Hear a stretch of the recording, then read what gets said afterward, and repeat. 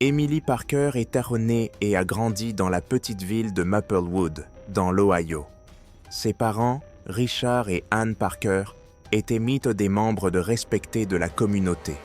Richard tenait un magasin local de matériaux de construction, tandis qu'Anne était infirmière à l'hôpital, situé juste en bas de la rue. Emily est l'enfant du milieu. Elle avait un frère plus âgé, Jack, et une sœur plus jeune, Sarah. C'est elle que ses parents aimaient l'appeler le plus. Dès son plus jeune âge, Emily est pleine de vie. Elle était une excellente élève et participait à de nombreuses activités extrascolaires. C'est au cours de ses études secondaires qu'elle a décidé de devenir enseignante. Elle a été inspirée par un professeur d'histoire qui lui a donné l'impression que l'histoire était réelle. Emily s'est inscrite à l'Université de l'État de l'Ohio pour étudier le métier d'enseignant. Après l'université, elle est retournée à Maplewood et a obtenu un poste d'enseignante à l'école primaire locale. C'était une enseignante très dévouée. Elle restait souvent tard à l'école pour participer aux programmes extrascolaires et aider les élèves qui avaient du mal à suivre leurs cours pendant le week-end. Son enthousiasme a fait d'elle une enseignante appréciée de ses collègues, et de nombreux parents lui ont demandé d'enseigner à leurs enfants. En dehors de son travail, Emily avait de nombreux centres d'intérêt. Elle a aimé la randonnée, la photographie et la lecture de romans historiques. Elle allait souvent dans la nature le week-end ou lisait un livre. Ses amis la décrivent comme une personne chaleureuse, gentille et toujours prête à aider. Emily a rencontré David Reynolds lors du mariage d'un ami. Il était charmant, avec un esprit vif et un sourire facile. Il s'agissait d'un consultant financier de New York en visite pour le mariage. Ils ont tout de suite été attirés l'un par l'autre et leur idylle rapide a surpris tout le monde. David a comblé Emily d'attentions, de cadeaux coûteux et de voyages exotiques. Ils sont sortis ensemble pendant une courte période, mais ils se sont beaucoup amusés et, au bout d'un an, David les a demandés en mariage. Emily, séduite par son charme et l'idée d'une vie glamour, a dit oui. Sa famille et ses amis n'étaient pas tous ravis de ses fiançailles rapides. Bien qu'ils veuillent soutenir le bonheur d'Emily, ils ne peuvent se défaire d'un sentiment de malaise à l'égard de David.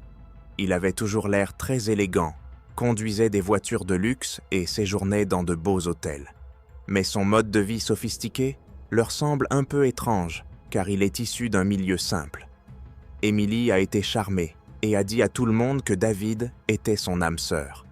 Leur mariage a été un grand événement, organisé dans un joli vignoble et auquel ont assisté plus de 200 invités. Les amis d'Emily, originaires de Maplewood, et les collègues de David, originaires de New York, se sont mélangés sous des guirlandes lumineuses et ont siroté du champagne pour célébrer le mariage. Les jeunes mariés sont partis en lune de miel à Sainte-Lucie. Personne n'aurait pu prédire la tournure sombre que prendrait leur histoire d'amour. David est né et a grandi dans le Queens, à New York. Ses parents, Thomas et Margaret Reynolds, ont du mal à joindre les deux bouts. Thomas est un mécanicien et Margaret occupe divers emplois à temps partiel pour subvenir aux besoins de leurs 3 enfants. David, l'aîné, a grandi en voulant échapper aux difficultés financières de son éducation. Il était doué pour les chiffres et comprenait l'argent dès son plus jeune âge. Il a très bien réussi à l'école et a obtenu une bourse pour étudier la finance à l'Université de New York. L'ambition de David était évidente. Il a passé ses années d'études à nouer des contacts et à obtenir des stages dans des entreprises renommées. Son travail acharné a porté ses fruits lorsqu'il a obtenu un emploi dans une société de conseil financier de premier plan après avoir obtenu son diplôme. Il a rapidement gravi les échelons grâce à son talent pour les stratégies d'investissement et la planification financière, ce qui lui a valu une réputation d'étoile montante. Son succès lui a permis de mener le style de vie dont il avait toujours rêvé. Il portait des costumes de marque, conduisait des voitures de luxe et vivait dans un appartement luxueux à Manhattan. Mais il y avait des problèmes plus profonds. Ses collègues le trouvaient charmant, mais impitoyable, prêt à contourner les règles pour atteindre ses objectifs. La vie personnelle de David était également compliquée. Il était charmant, et beaucoup de femmes l'appréciaient, mais ses relations étaient souvent de courte durée. Il a eu une série d'histoires d'amour très médiatisées, qui se sont toutes terminées brutalement, sur fond de rumeurs de tromperie et d'escroquerie. Mais il s'assurait que tout le monde pensait qu'il était une personne très prospère et sophistiquée, en ne leur montrant que les bonnes choses sur ses médias sociaux. Mais lorsqu'il a rencontré Emily Parker, elle était très différente. Elle était très chaleureuse et innocente, ce qui était très différent des femmes auxquelles il était habitué. Ses amis ont pensé qu'il était vraiment amoureux pour la première fois. Mais au fur et à mesure de leur relation, les problèmes ont commencé à apparaître. L'empire commercial de David n'était pas aussi solide qu'il le paraissait. Il prenait des risques avec son argent et s'endettait de plus en plus. David aimait aussi dépenser beaucoup d'argent. Il a caché ses problèmes à Emily, ne lui présentant que l'image d'un partenaire prospère et dévoué. Lorsqu'il l'a demandée en mariage, c'était en partie parce qu'il voulait un avenir avec Emily, mais aussi parce qu'il avait besoin de se sentir plus stable en cette période de difficultés financières. Leur mariage est un événement heureux, mais c'est aussi le moment où les mensonges de David commencent à le rattraper. Sainte-Lucie, avec ses paysages et ses plages magnifiques, était l'endroit idéal pour la lune de miel de David et Emily. Ils ont séjourné dans un complexe hôtelier de luxe, dans un bungalow au bord d'une baie privée. Les premiers jours ont été romantiques, avec des dîners, des promenades au coucher du soleil et des excursions pour admirer la beauté naturelle de l'île. Emily a partagé de nombreuses photos de leur voyage sur les réseaux sociaux, et ils avaient laissé l'air vraiment heureux. Le soir où elle a disparu, le couple a dîné dans le restaurant de la station balnéaire. L'ambiance était parfaite.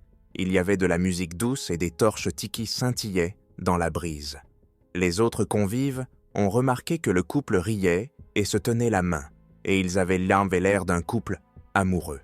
Le personnel, habitué à voir des couples en lune de miel, ne leur a pas accordé d'attention particulière. Après le dîner, David propose une promenade au clair de lune sur la plage. Emily, qui a toujours aimé le romantisme, est d'accord. Ils marchent le long de l'eau, discutent et écoutent le bruit des vagues. Plus tard, David raconte qu'Emily a dit qu'elle voulait aller se baigner. Elle enleva ses sandales et s'avança dans la mer, où le clair de lune lui donnait un aspect argenté. David était retourné à leur bungalow pour prendre une veste pour Emily. Mais lorsqu'il revint, elle était partie. Très inquiet, il la chercha sur la plage en l'appelant par son nom. Il a prévenu les autres membres du personnel de la station balnéaire et ils se sont tous joints aux recherches. Mais Emily était introuvable. David, très inquiet, s'est adressé au directeur du centre de villégiature. Sa voix était tremblante et ses mains tremblaient, non. Le lendemain, la police locale a été appelée. Elle a immédiatement lancé des recherches en posant des questions au personnel et aux clients du centre de vacances. Des plongeurs ont vérifié l'eau près de la plage et des chiens renifleurs ont été amenés à traquer toute odeur qui pourrait mener à Emily. Malgré tout, ils n'ont trouvé aucun indice. Ils ont cherché des effets personnels sur la plage, mais n'ont rien trouvé. Au fil du temps, les gens ont commencé à remarquer le comportement de David. Il semblait vraiment bouleversé, mais parfois, il paraissait un peu trop calme. La police a remarqué qu'il racontait les événements de manière très précise, comme s'il s'y était entraîné. Le personnel du centre de vacances a également déclaré qu'il avait voulu appeler son avocat immédiatement après la disparition d'Emily, ce qu'ils ont trouvé étrange. Les témoins ont donné des récits différents de ce qui s'est passé. Certains ont déclaré avoir vu le couple se disputer plus tôt dans la journée, tandis que d'autres ont dit qu'ils semblaient heureux. Quelques invités ont déclaré avoir entendu des voix fortes depuis leur bungalow la nuit précédant la disparition d'Emily. La police disposait d'un grand nombre de preuves et de déclarations de témoins, mais elles n'étaient pas cohérentes entre elles et montraient des choses différentes sur les dernières heures du couple. L'enquête n'avançant pas, la seule histoire qui pouvait être racontée était celle de David. Il a demandé à ce que les informations soient diffusées à la télévision et à la radio, et son visage triste est devenu l'image publique d'un mari très triste. Mais l'inspecteur Hayes a une autre idée de ce qui s'est passé. Lorsque l'inspecteur Hayes est arrivé au centre de villégiature, il a été accueilli par la chaleur tropicale et les touristes qui profitaient de leurs vacances. Il n'était pas au courant du drame qui était en train de se dérouler. Sa première démarche est d'interroger David Reynolds. Assis en face de lui dans le salon de la station, Hayes observe attentivement le comportement de David. L'homme semble vraiment bouleversé, mais il y a aussi quelque chose d'autre chez lui que le détective ne peut ignorer. David raconte à Hayes ce qui s'est passé la nuit où Emily a disparu. Sa voix est déposée, mais ses yeux montrent qu'il est inquiet. Hayes a écouté attentivement, posant des questions directes sur ce qu'ils avaient fait, leur relation, et si Emily avait des raisons de partir. Soudain, les réponses de David ont été cohérentes, mais Hayes a eu l'impression qu'elles étaient trop nettes, comme si elles avaient été répétées. Le détective s'est ensuite entretenu avec le personnel du centre de villégiature et d'autres clients. Les récits varient, certains correspondant à la version des faits de David, d'autres la contredisant. Une serveuse du restaurant a déclaré que David semblait inquiet pendant le dîner et qu'il consultait souvent son téléphone. Un couple résidant dans un bungalow voisin a déclaré avoir entendu une dispute tard dans la nuit. Bien qu'elle n'ait pas pu distinguer les mots, l'équipe de Hayes a fouillé le bungalow du couple et les environs. Ils ont trouvé les affaires d'Emily bien rangées, son passeport et son portefeuille intacts, mais son téléphone n'y était pas. Il était probablement avec elle. Une fouille minutieuse de la plage n'a pas révélé de nouveaux indices. La marée et les conditions météorologiques avaient probablement emporté tous les indices. Au fil du temps, la zone de recherche s'est élargie. Hayes s'est penché sur les antécédents de David et a découvert qu'il s'agissait d'un homme à la fois prospère et secret. Ses dossiers financiers présentaient un profil inquiétant. Il avait un emploi bien rémunéré, mais était également endetté. Il avait retiré d'importantes sommes d'argent de ses comptes bancaires, ce qui donnait l'impression qu'il jouait. Plusieurs de ses investissements avaient également échoué.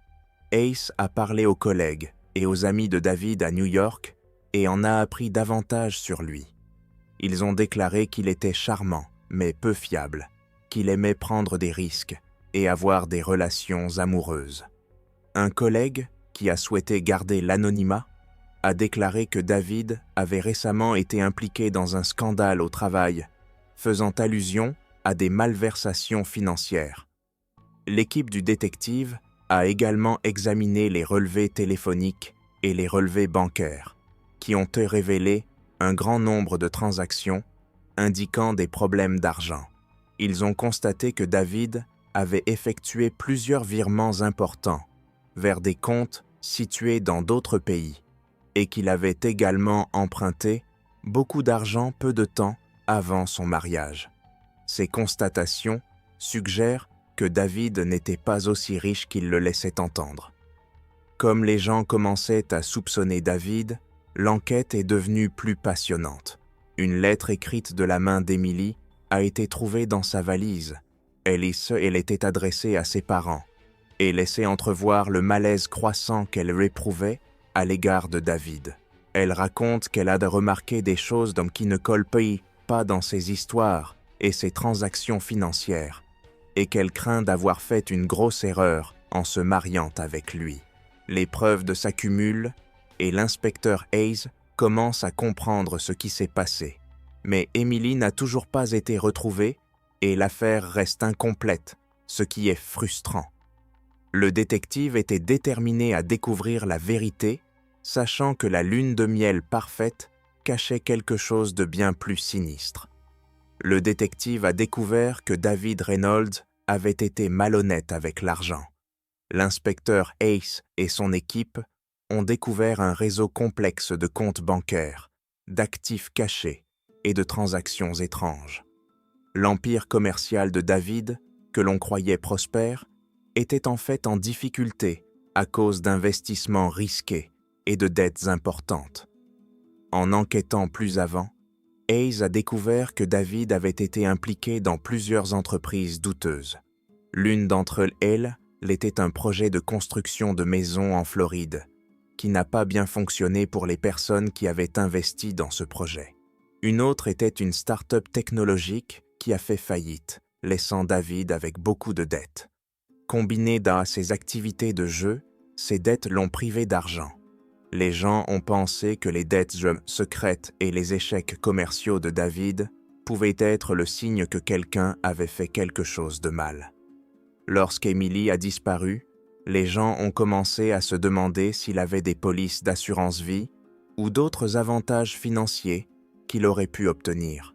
L'équipe de Hayes a découvert que David avait été récemment souscrit une importante police d'assurance-vie pour Emily, ce qui a renforcé les soupçons. Les proches de David ont déclaré qu'il n'était pas quelqu'un de très bien. Ils ont dit qu'il ferait n'importe quoi pour avoir l'air de réussir, même si cela signifiait tromper les personnes les plus proches de lui. Il semble qu'Emily ait été trompée et qu'on ait profité d'elle. Les preuves s'accumulent, et il semble que David soit impliqué dans la disparition d'Emily. Son désespoir financier et le fait que son histoire comporte de nombreuses lacunes suggèrent qu'il a un motif plus sinistre. Au fur et à mesure que l'enquête se poursuivait, l'inspecteur Hayes savait que la clé pour résoudre l'affaire était de découvrir l'ampleur du mensonge de David et les secrets secs qu'il avait essayé de cacher. Au fur et à mesure que l'enquête se poursuit, on en apprend de plus en plus sur la vie secrète de David Reynolds. Il avait une liaison. Les enquêteurs ont découvert ses relations secrètes, qui l'ont fait apparaître comme une personne très différente du mari dévoué qu'il prétendait être. Les relevés téléphoniques et les courriels de David ont montré qu'il avait été en contact avec plusieurs femmes, dont certaines avaient été rencontrées dans le cadre de son travail, tandis que d'autres n'étaient que des rencontres occasionnelles. Ces relations allaient donc de l'aventure de courte durée à des relations plus sérieuses. L'inspecteur Hayes et son équipe ont parlé à toutes ces femmes. Ils en ont appris beaucoup plus sur le caractère malhonnête de David. L'une d'entre elles, Laura Mitchell, cadre dans le secteur du marketing à New York, a fourni aux inspecteurs des informations importantes. Elle a décrit sa relation avec David comme étant passionnée mais tumultueuse. Ils s'étaient donc rencontrés lors d'une conférence 1 an avant son mariage et leur liaison s'était poursuivie bien après ses fiançailles avec Emily. Laura n'a su que David allait se marier que lorsqu'elle a vu l'annonce du mariage sur les réseaux sociaux. Elle s'est sentie trahie et a mis fin à leur relation, mais a gardé des traces de leurs messages. Elle les a communiqués aux enquêteurs. Une autre femme, Jessica Evans, agente immobilier à Miami, a vécu une histoire similaire. Elle l'a rencontré lors d'un de ses voyages d'affaires et ils se sont envoyés des cadeaux coûteux et se sont fait de grandes promesses. Comme Laura, Jessica n'était pas au courant du mariage de David. Elle a déclaré qu'il était gentil et aimant, mais aussi qu'il s'absentait souvent pendant plusieurs jours sans lui en donner la raison. Le témoignage le plus choquant est celui de Rachel Turner, qui a travaillé avec David pendant près de 2 ans. Elle a déclaré qu'il l'avait trompée. Elle a déclaré qu'il lui avait parlé de ses problèmes d'argent et qu'il lui avait dit que tout cela était dû à d'autres personnes.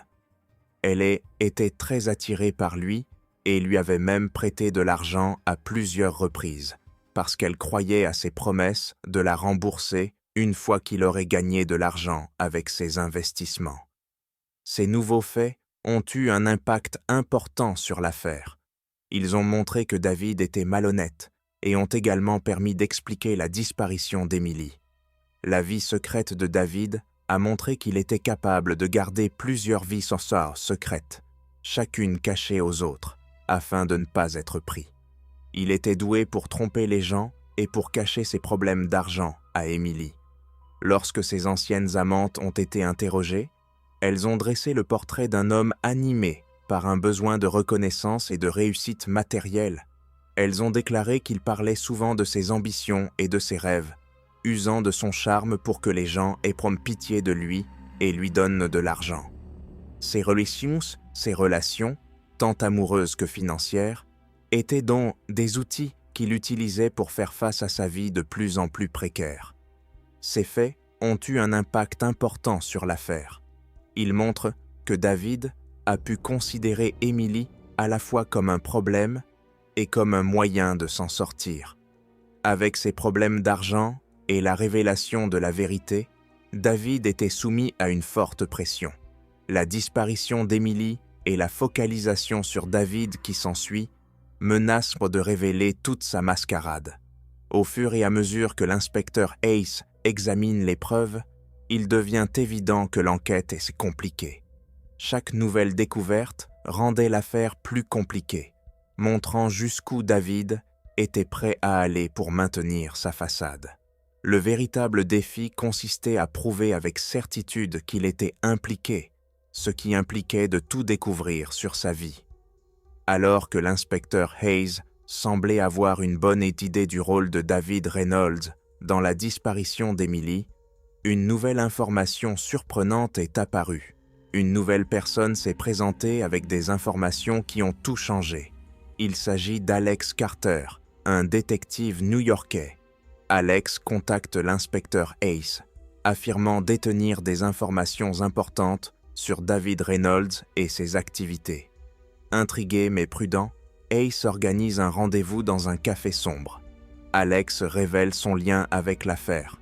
Il dit avoir été engagé par quelqu'un pour enquêter sur David Reynolds. Quelques mois avant la disparition d'Emily, son client avait soupçonné David d'avoir commis des malversations financières et d'avoir trompé sa femme. L'enquête d'Alex a permis de découvrir des preuves significatives de ces deux faits. Il avait suivi les mouvements de David, prenant des notes sur ses liaisons secrètes et ses affaires louches. Mais les informations les plus surprenantes d'Alex concernaient Emily. D'après ce qu'il a découvert, Emily avait découvert que David la trompait et avait des problèmes d'argent. Avant leur mariage, elle a fait part à un ami proche de ses doutes et de ses craintes concernant son mariage avec David. Inquiet pour la sécurité d'Emily, cet ami avait payé Alex pour rassembler des preuves, dans l'espoir d'aider Emily à s'échapper. Alex a remis à l'inspecteur Hayes un dossier contenant ses découvertes, notamment des photographies, des documents financiers et des transcriptions de conversations.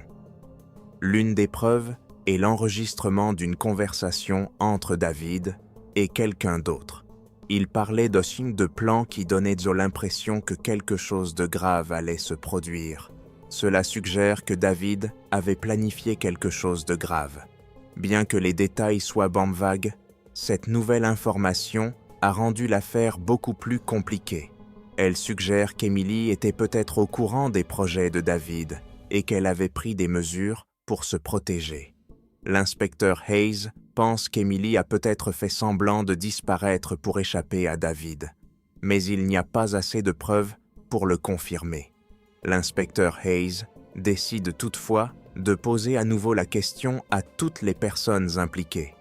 Fort de ces nouvelles informations, il s'entretient à nouveau avec la famille et les amis d'Emily, afin d'en savoir plus sur ce qu'elle ressent.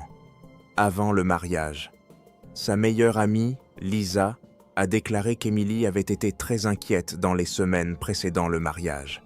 Elle lui a fait part de ses craintes et a mentionné la personne qui l'avait mise en garde contre David.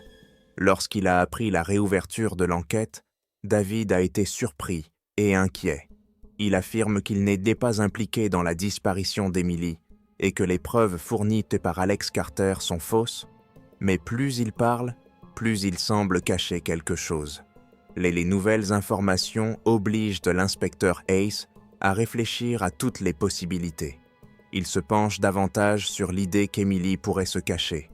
Les recherches s'étendent désormais aux aéroports, aux postes frontières et à d'éventuelles planques.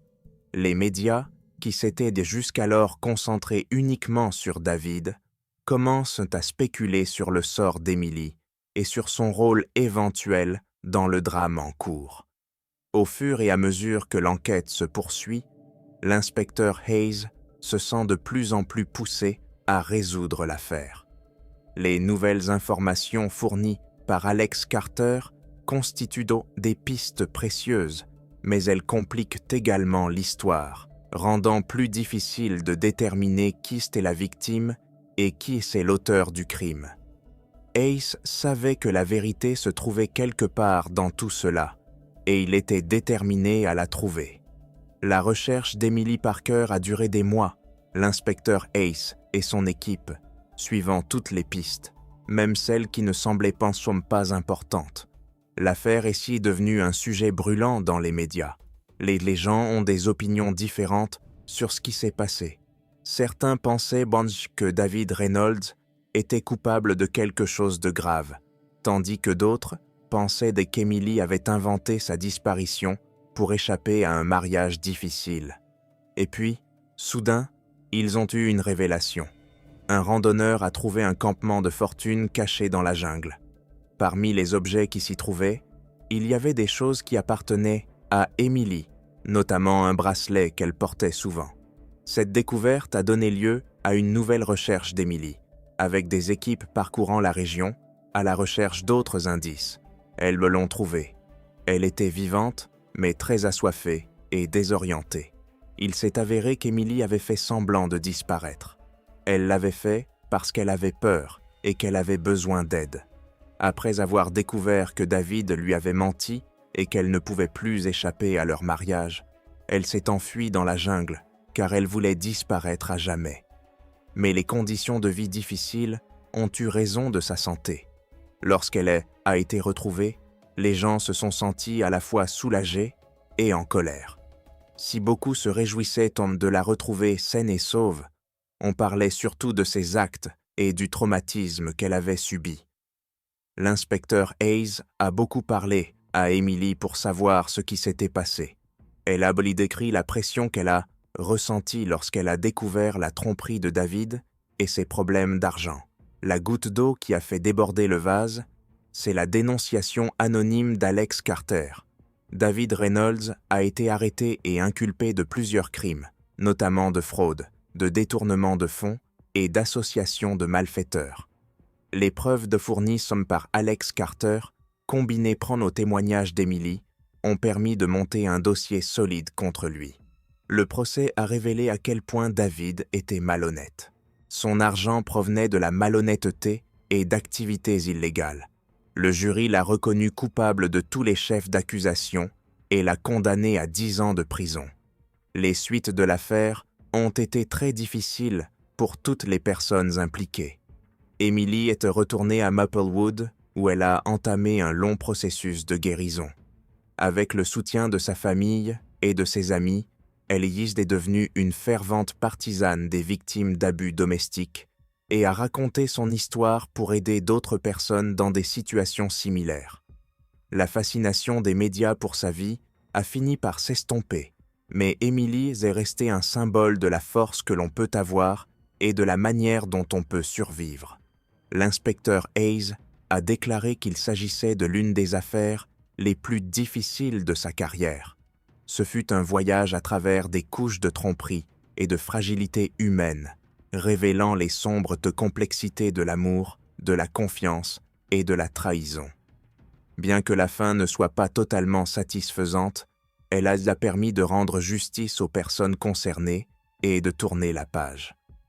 L'affaire de la disparition d'Emily Parker a montré que la vérité peut parfois être plus choquante qu'une histoire, et que même les personnes qui semblent parfaites peuvent avoir des secrets.